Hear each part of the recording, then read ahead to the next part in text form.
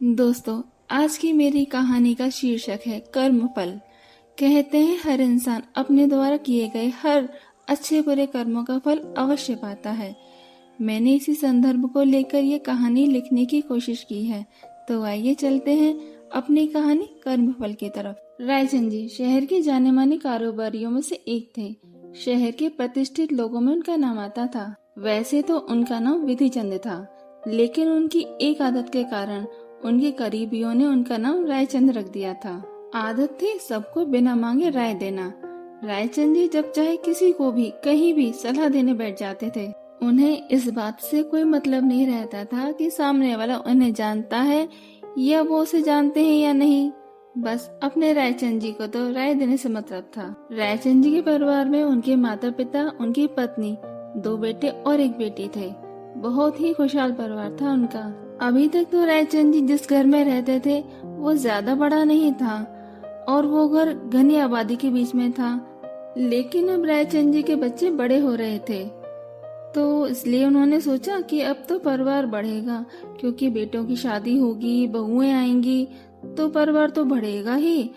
और उसके लिए घर बड़ा होना चाहिए और घर थोड़ा खुली जगह में होना चाहिए, जहाँ पेड़ पौधे हों, सड़कें चौड़ी हों, साफ सफाई रहती हो।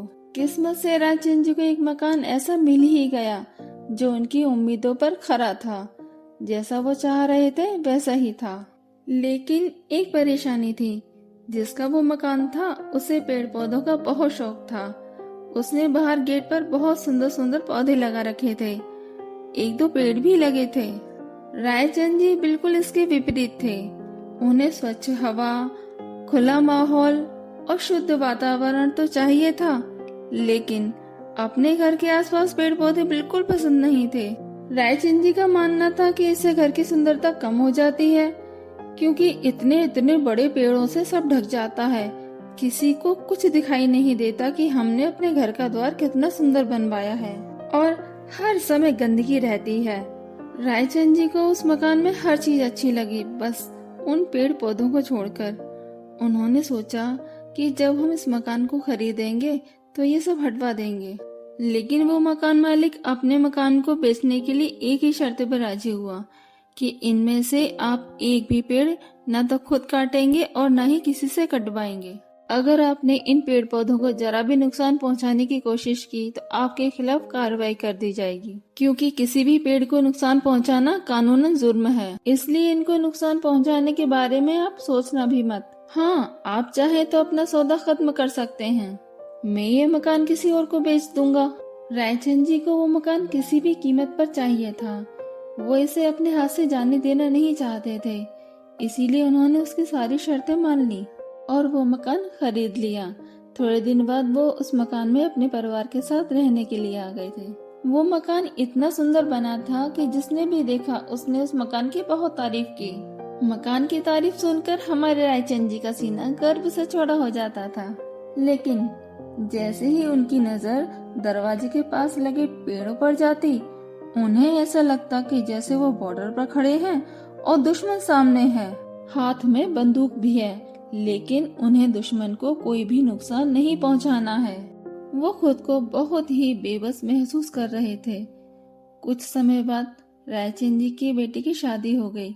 बहू बहुत पैसे वाले घर से आई थी। शुरू शुरू में तो सब कुछ ठीक ठाक चलता रहा, लेकिन कुछ समय बाद घर में आए दिन कलेश होना शुरू हो गया। कारण था, नई बहू को अपनी जिंदगी अपने हिसाब से जीने की आदत थी और यहाँ तो पूरा घर उसे रोकने टोकने के लिए था।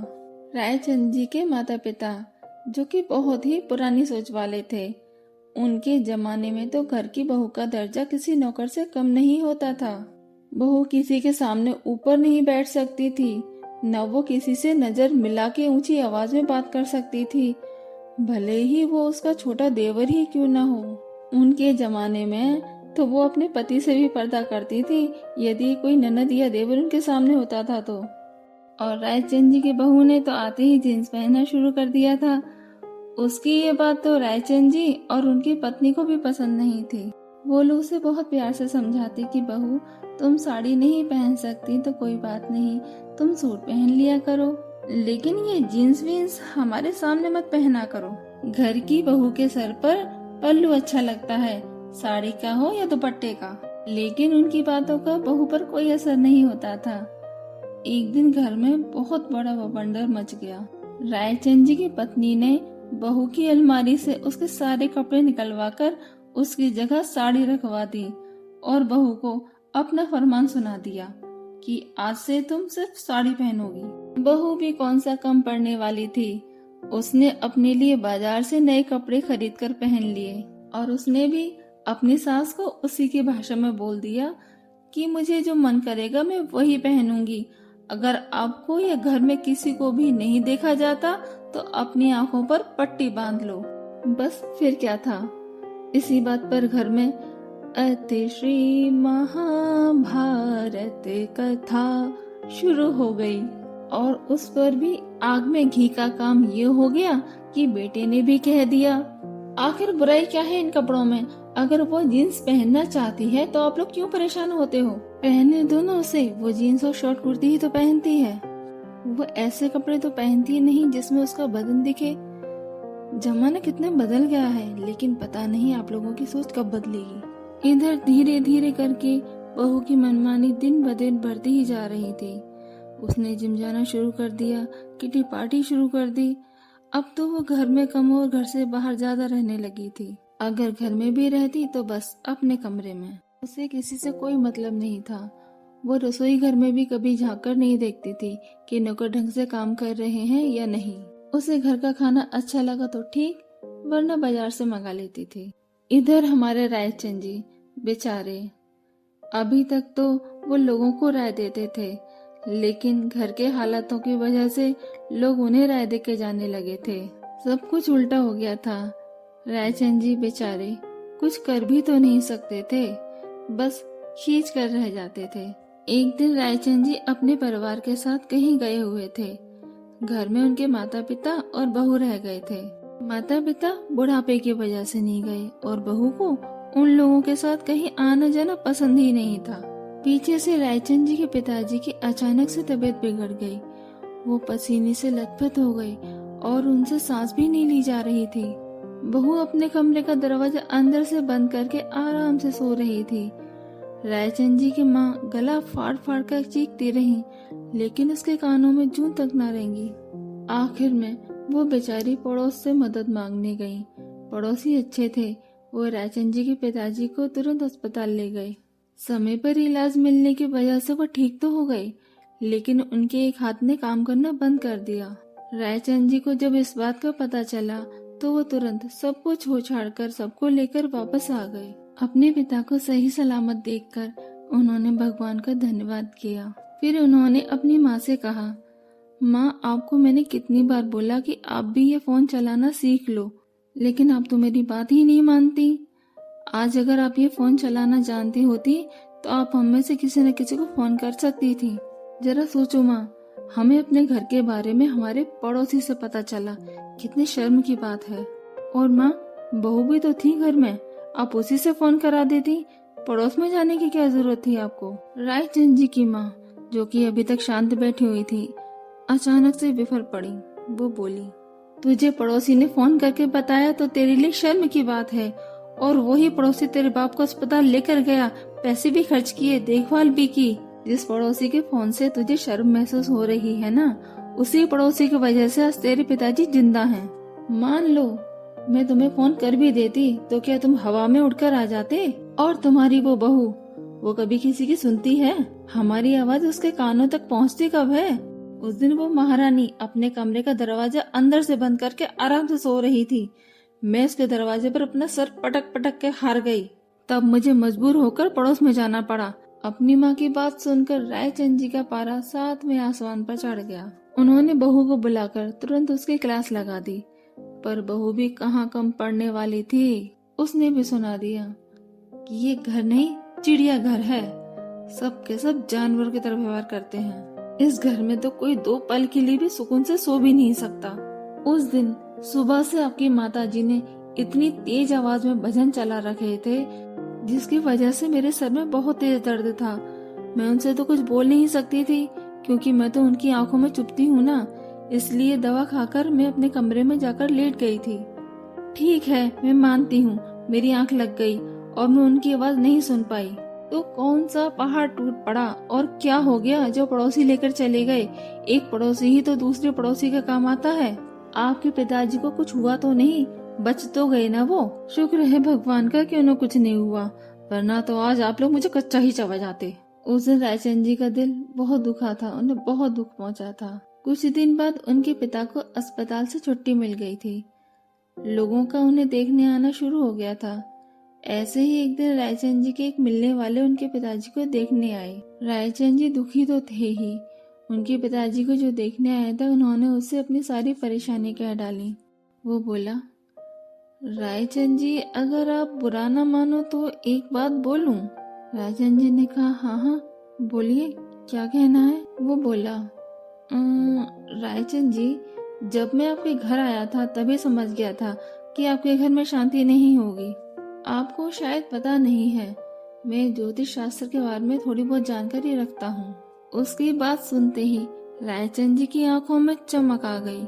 वो बोले, भाई साहब, बहुत बड़ी कृपा होगी आपकी मेरे ऊपर। आप मेरी परेशानी किसी भी तरह से दूर कर दो तो मैं इस समय बहुत परेशान हूँ। अब तो मुझे मेरे घर आने में ही डर लगता है। ऐसा लगता है ये जैसे मेरा घर नहीं कोई जंग का मैदान है। घर में सब एक दूसरे को अपना दुश्मन समझने लगे हैं। अब तो आप ही कोई उपाय बताइए। रायचंद जी के बात सुनकर वो बोला, रायचंद जी एक बात बताइए, ये जो आपके घर के दरवाजे पर इतने बड़े बड़े पेड़ लगे हैं, ये क्या आपने ही लगवाए थे? रायचंद जी ने उसे पेड़ों के बारे में सब कुछ बता दिया। वो बोला, रायचंद जी आप नहीं जानते, घर के दरवाजे पर पेड़ लगाना शुभ नहीं होता। अगर ये पेड़ आपके दरवाजे से थोड़ा अलग हटकर लगे होते तो बहुत ठीक था, लेकिन ये तो आपके दरवाजे के ठीक सामने ही हैं। ऐसा कीजिए, आप उन पेड़ों को वहां से हटवा दीजिए, फिर देखिएगा कि कैसे अपने आप सब कुछ ठीक होता चला जाएगा। वैसे भी वो पेड़ बेचारे रायचंद जी की आंखों में तो शुरू से ही खटक रहे थे, अब तो और भी ज्यादा दुश्मन की तरह दिखने लगे थे वो पेड़ रायचंद जी को। उन्होंने उन पेड़ों को कटवाने के लिए कुछ लोगों को बुलवा भी लिया, पर जैसे ही उन लोगों ने वो पेड़ काटना शुरू किया, किसी ने वन विभाग वालों को सूचना दे दी। रायचंद जी उन पेड़ों को तो नहीं कटवा पाए, उल्टा उन्हें भारी जुर्माना भरना पड़ा। रायचंद जी दिन रात इसी उधेड़-बुन में रहते कि काश कोई उपाय मिल जाए मुझे इन पेड़ों से छुटकारा पाने का, मगर उन्हें कोई भी उपाय ना सूझा। एक दिन रायचंद जी अपने किसी दोस्त के यहाँ मिलने गए हुए थे। वहाँ पर उन्होंने देखा कि उनका दोस्त बहुत दुखी सा बैठा था। रायचंद जी ने अपने दोस्त से उसकी उदासी का कारण जानना चाहा, तो उसने बताया कि यार क्या बताऊं, मेरा बहुत नुकसान हो गया। मेरा पूरा बगीचा, मेरे घर का लकड़ी का सारा सामान सब का सब नष्ट हो गया। नष्ट हो गया? कैसे? रायचंद जी ने हैरानी से पूछा, तो दोस्त ने बताया, क्या बताऊं यार, शायद मेरे ही लालच का फल है। रायचंद जी ने पूछा, मतलब? तो वो बोला कि हमारे घर के पास एक परिवार आया था रहने कुछ दिनों के लिए। पति पत्नी दोनों ही नौकरी करते थे और दोनों की सरकारी नौकरी थी। उनका कहीं और तबादला हो गया था, तो वो अपना सारा सामान बहुत सस्ते दामों में बेचकर जा रहे थे। मुझे एक अलमारी जो लकड़ी की थी अच्छी लगी। मैंने सोचा इतनी सस्ती और कहाँ मिलेगी, इसलिए खरीद ली और उसे लेकर घर आ गया। एक दो दिन तो वो ऐसे ही रखी रही। एक दो दिन बाद जब उसे इस्तेमाल में लाने के लिए मैंने खोलकर उसे साफ करना चाहा, तो पता चला कि वो बाहर से देखने में जितनी सुंदर लग रही थी, लेकिन अंदर से उसमें दीमक लगी थी। जब से यार मेरे पूरे घर में दीमक फैल गई है, अब समझ नहीं आ रहा क्या करूं। फिर रायचंद जी ने पूछा, तो बगीचा कैसे खराब हो गया? दोस्त ने कहा, दीमक लकड़ी को नुकसान पहुंचाती है और बगीचे में तो लकड़ी ही होती है। मेरे घर के पीछे बगीचे में मैंने बहुत अच्छे अच्छे पेड़ लगाए थे, सब दीमक खा गई। दोस्त की बात सुनते ही रायचंद जी की आंखों में एकदम से चमक आ गई। उन्हें उपाय मिल गया था अपने उन पेड़ों से छुटकारा पाने का। रायचंद जी ने थोड़ा सा अनजान बनने का अभिनय करते हुए अपने दोस्त से पूछा, यार ये दीमक देखने में कैसी होती है? दोस्त ने कहा, चलो दिखाता हूँ, और वो रायचंद जी को अपने बागीचे में ले गया। वो उन्हें बागीचे में ले गया। वहाँ पर एक पेड़ के पास खड़े होके उसने उन्हें वहाँ दीमक दिखाई। अब रायचंद जी के शैतानी दिमाग ने काम करना शुरू किया, लेकिन उसमें भी एक अड़चन थी।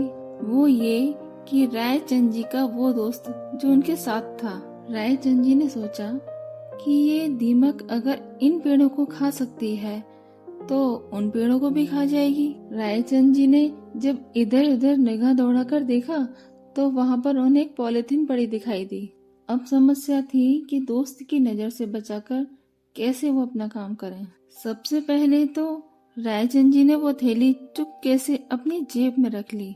अब रायचंद जी को इंतजार था कि उनके दोस्त का ध्यान इधर उधर हो तो वो अपना काम कर सकें। शायद भगवान जी ने रायचंद जी के मन की बात सुन ली थी। संयोग ये हुआ कि उनके दोस्त को अंदर से किसी ने पुकारा, तो वो रायचंद जी को ये बोलकर कि मैं अभी आया, और घर के अंदर चला गया। इतनी देर में रायचंद जी ने वो लकड़ी जिसमें बहुत सारी दीमक लगी थी पॉलिथीन में बंद करके अपनी जेब में रख ली और जल्दी से अंदर आकर अपने दोस्त से बोले, अरे यार, मुझे कुछ जरूरी काम याद आ गया है, मैं निकलता हूँ, फिर कभी आऊंगा। और फिर घर आकर उन्होंने जल्दी से वो दीमक वाली लकड़ी थैली में से निकालकर उन पेड़ों की जड़ों में डाल दी। रायचंद जी अपने स्वार्थ में इतने अंधे हो गए कि उन्हें ये भी याद नहीं रहा कि उनके दोस्त ने बताया था कैसे ये दीमक उसके पूरे घर में फैल गई और उसका कितना नुकसान हुआ। इस समय तो उन्हें बस किसी भी कीमत पर उन पेड़ों को वहाँ से हटाना था। खैर, रायचंद जी का काम तो दीमक ने कर दिया। सारे पेड़ों में दीमक लग गई और वो खोखले हो गए। इसीलिए एक ही आंधी में वो धराशायी हो गए। रायचंद जी जब वो दीमक वाली लकड़ी लेकर आए थे तब उन्हें अंदाजा नहीं था कि वो कितनी बड़ी आफत लेकर जा रहे हैं। धीरे धीरे दीमक उनके पूरे घर में फैल गई। उनके घर में लकड़ी के बने जितने भी शोकेस थे सबको खा गई। लाखों का नुकसान हो गया था रायचंद जी का। यहाँ तक कि आस पड़ोस वाले घरों में भी दीमक फैल गई। लेकिन अब क्या हो सकता था? अब तो रायचंद जी मन ही मन पछता रहे थे। वो किसी को बता भी तो नहीं सकते थे कि ये सब उन्हीं का किया धरा है। रायचंद जी को कुछ भी समझ में नहीं आ रहा था कि करें तो क्या करें, कैसे छुटकारा पाएं इस आफत से। उनके घर में लकड़ी की कोई भी ऐसी चीज नहीं बची थी जिसमें दीमक न लगी हो। कुछ समय बाद रायचंद जी को पता चला कि उनके एक पड़ोसी ने अपने यहाँ दीमक का ट्रीटमेंट कराया है। बस फिर क्या था, रायचंद जी ने तुरंत अपने पड़ोसी से उसका फोन नंबर लेकर उसे बुला लिया। रायचंद जी के घर में दीमक बहुत ज्यादा थी, इसीलिए दीमक की दवा का प्रयोग ज्यादा मात्रा में करना पड़ा। दीमक तो चली गई, लेकिन रायचंद जी के माता पिता दोनों को सांस की बीमारी हो गई। अब वजह चाहे कोई भी रही हो, एक तो बुढ़ापा, ऊपर से सांस की बीमारी झेल नहीं पाए वो दोनों, और कुछ महीनों के अंतराल पर वो दोनों इस दुनिया को छोड़कर चले गए। बड़ा बेटा अपनी पत्नी के साथ उसके मायके में जाकर रहने लगा, क्योंकि वहाँ उसकी पत्नी का कोई भाई नहीं था। छोटे बेटे ने बाहर जाकर नौकरी कर ली और वो शहर से बाहर जाकर रहने लगा। अब इतने बड़े घर में रायचंद जी, उनकी पत्नी और बेटी बचे थे। बेटी शादी के लायक हो गई थी, लेकिन अभी तक उसके लिए कोई अच्छा लड़का नहीं मिला था। बेटी के लिए लड़का ढूंढते ढूंढते रायचंद जी के जूते घिस गए, लेकिन बेटी के लिए घर वर नहीं मिला। रायचंद जी की जो पत्नी थी वो ईश्वर में बहुत आस्था रखती थी। शायद ये उसी का परिणाम था कि एक दिन जब रायचंद जी शहर से बाहर गए हुए थे तो एक महाराज जी उनके पड़ोस में आए। रायचंद जी की पत्नी को जब पता चला तो वो उनके दर्शन करने अपने पड़ोसी के यहाँ चली गई। वहाँ जाकर उन्हें पता चला कि वो महाराज जी उनके गुरुजी हैं और बहुत ज्यादा ज्ञानी ध्यानी हैं। और दूसरी बात ये कि जिनका घर रायचंद जी ने खरीदा था ये उनके भी गुरुजी थे। उन महाराज जी से बात करके रायचंद जी की पत्नी के मन को बहुत शांति मिली। बातों ही बातों में महाराज जी ने बताया कि जिनका मकान आप लोगों ने खरीदा है वो लोग पहले बहुत परेशान रहा करते थे। उनके घर में कोई न कोई हमेशा बीमार रहता था। फिर हमने उन्हें सलाह दी कि वो अपने घर के आसपास पेड़ पौधे लगाएं। उन्होंने हमारी बात मानकर पेड़ लगाए और जैसे जैसे वो पेड़ बड़े होते गए उनकी उतनी ही तरक्की होती चली गई। आज देखिए उन्होंने बड़े शहर में कितना बड़ा और आलीशान घर बनवाया है। महाराज जी की बात सुनकर रायचंद जी की पत्नी ने अपनी सारी परेशानी उन्हें बता दी। महाराज जी ने कहा, ये जो कुछ भी तुम्हारे घर में हो रहा है उसकी वजह तुम्हारे पति के द्वारा किए गए गलत कर्म हैं। जब तक वो इसका पश्चाताप नहीं करेंगे तब तक कुछ भी अच्छा नहीं हो सकता। उन्होंने धरती माँ की संतान को हानि पहुँचाई है, पश्चाताप तो करना ही पड़ेगा। महाराज जी की बात सुनकर वो सोच में पड़ गई कि मेरे पति ने ऐसा क्या गलत कार्य किया है जिसके बारे में महाराज जी बोल रहे हैं। क्योंकि रायचंद जी की पत्नी नहीं जानती थी कि रायचंद जी ने उन पेड़ों को हटाने के लिए क्या कौतुक किया था। लेकिन ये बात महाराज जी को कैसे पता चली? एक सवाल ये भी था, ये उनकी योग साधना का फल था जो उनको ये बात पता चल गई।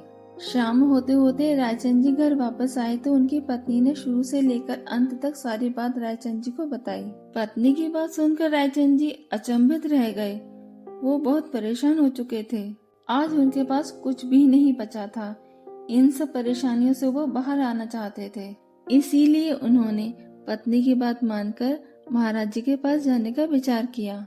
सुबह जल्दी तैयार होकर वो दोनों पति पत्नी महाराज जी के पास पहुंच गए। महाराज जी ने कहा कि तुम्हें 101 पेड़ लगाकर अपनी संतान की तरह उन पेड़ों की देखभाल करनी पड़ेगी। जैसे जैसे वो पेड़ बड़े होंगे वैसे वैसे तुम्हारी परेशानियां कम होती चली जाएंगी। रायचंद जी ने महाराज जी की बात मानकर ऐसा ही किया। महाराज जी ने जैसा कहा था ठीक वैसा ही हुआ। धीरे धीरे रायचंद जी के घर में सब कुछ ठीक होता चला गया। आज शायद रायचंद जी को समझ आ गया था कि कोई भी पेड़ अपशगुनी नहीं होता। जो हमें जीवन देता है वो अपशगुनी कैसे हो सकता है। तो दोस्तों, कैसी लगी आपको यह कहानी? कमेंट करके जरूर बताएं। और हाँ, आपसे मेरा हाथ जोड़कर अनुरोध है कि अपने घर के आसपास जहाँ भी संभव हो सके पेड़ पौधे जरूर लगाएं। और मेरे चैनल स्टोरी टेलिंग को सब्सक्राइब करना ना भूलें।